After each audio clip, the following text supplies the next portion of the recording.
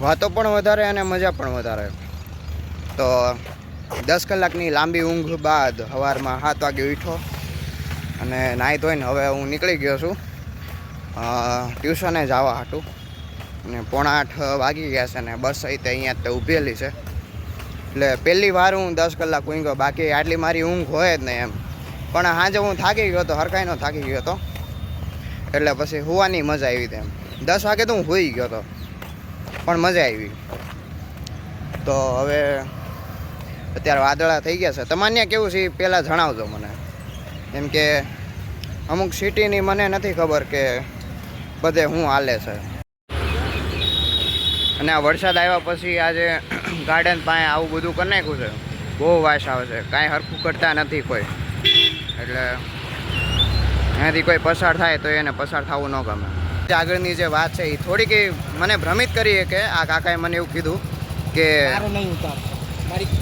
હા કોઈ વાંધો કે એનું જે મેઇન સોલ્યુશન જે છે એ અહીંયાથી છે કે ના હું મારો જ ઉતારું છું મારો આગળ ફ્રન્ટ. અરે ના મારો ફ્રન્ટ, અરે ફ્રન્ટનો મારો કેમેરો છે, જોવો તો ખરી સાહેબ. અરે મારો ફ્રન્ટનો કેમેરો છે, પણ ફ્રન્ટનો કેમેરો જોવો તો ખરી, મારો ફ્રન્ટનો કેમેરો.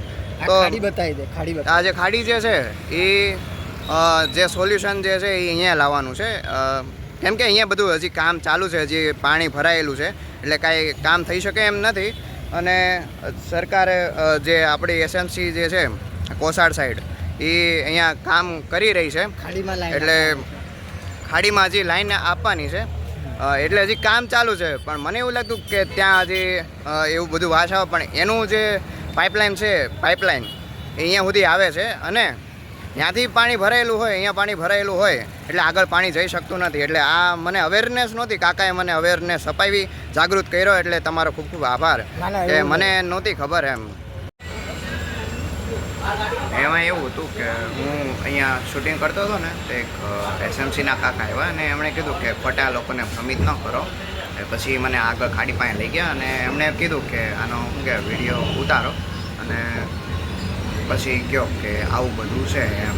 એટલે ખાલી ખોટું હું તમને કહું ને તમને એમ થાય કે આ નથી કરતા, પણ એ કામ ચાલુ છે, પણ પાણી ભરાયેલું છે એટલે ન કરીએ કે ને પાણી ભરાયેલું હોય એટલે. અને હું જે તમને ઓલો કચરો દેખાડતો હતો એ કચરો નહોતો, પણ એ છાણ હતું. છાણ બધું બહાર આવતું હોય ને ગટરમાંથી એમ. તો હું સવા 9 વાગ્યાનો સોમેશ્વરે બેઠો હતો અને 10 વાગે મને 15 AC મળી, એટલે હજી સવા 10 વાગે હું અહીંયા ક્લાસીસે પહોંચ્યો છું. અરે યાર દાદરા એક તો લીપ બંધ છે યાર. આજે મોડું થઈ ગયું છે, સવા 9 વાગી ગયા છે.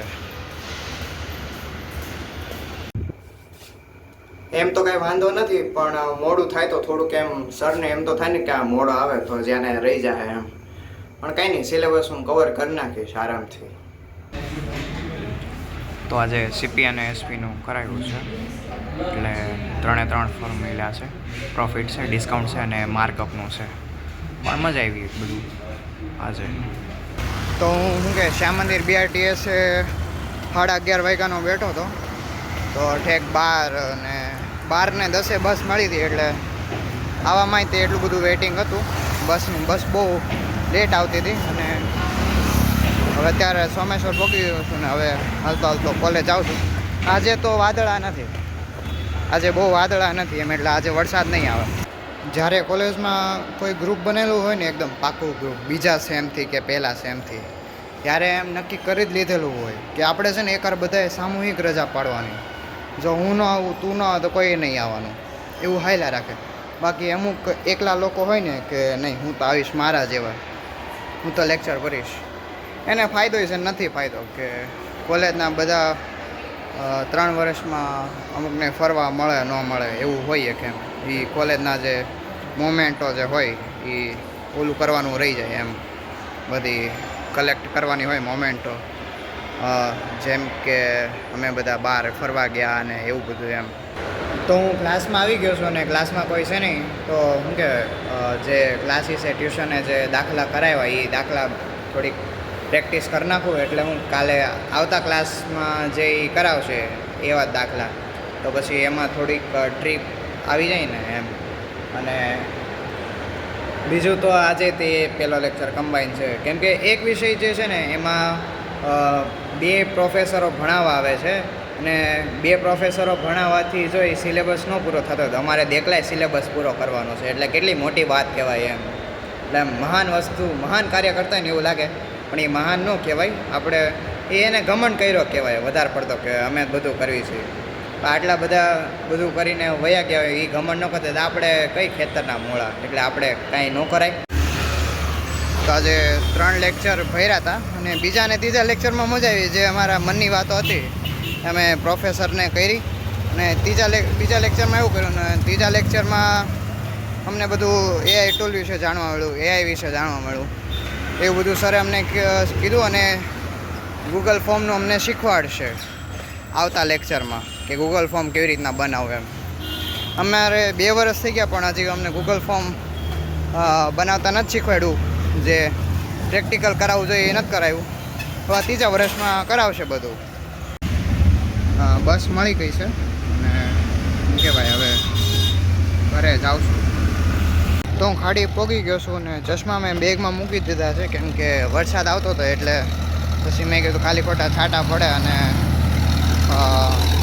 સ્ક્રેચ પડે એટલે અંદર મૂકી દેવા સારા. ને થોડા વાદળા થઈ ગયા છે. હમણાં મમ્મીનો કોલ આવ્યો કે તારે જમવું છે એમ.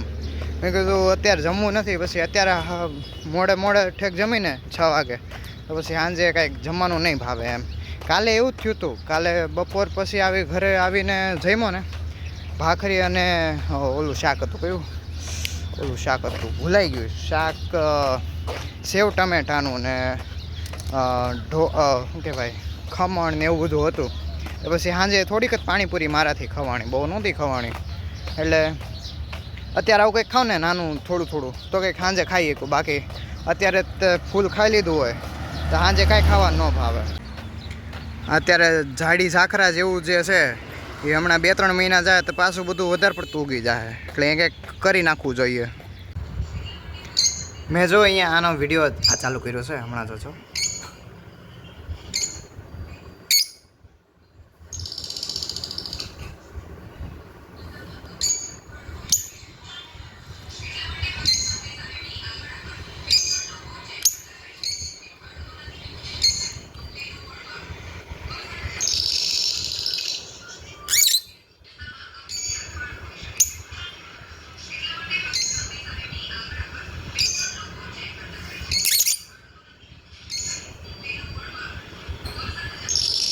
એટલે આને બહાર બોલાવો હોય ને તો ચાલુ આ વિડીયો ચાલુ કરી દેવાનો, એટલે ઓટોમેટિક બહાર આવી જાય.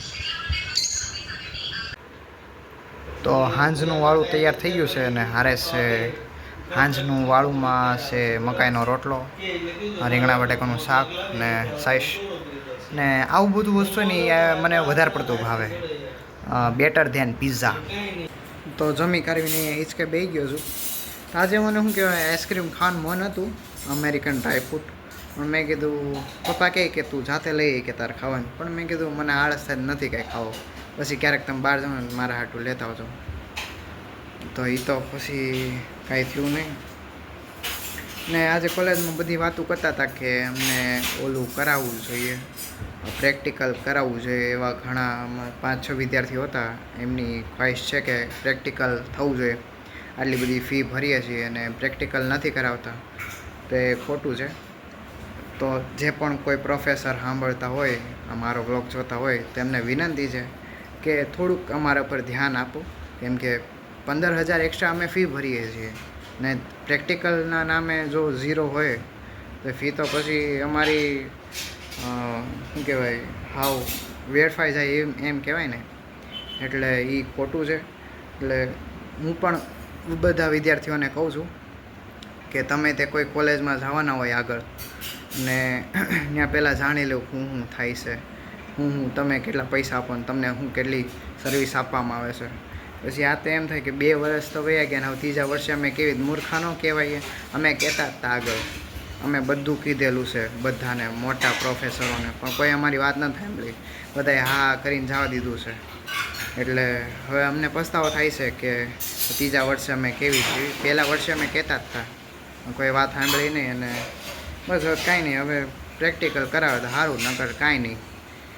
તો સારું, હાલો આપણો બ્લોગ થાય છે અહીંયા પૂરો. અને રામ રામ, જય શ્રી કૃષ્ણ, જય સ્વામિનારાયણ.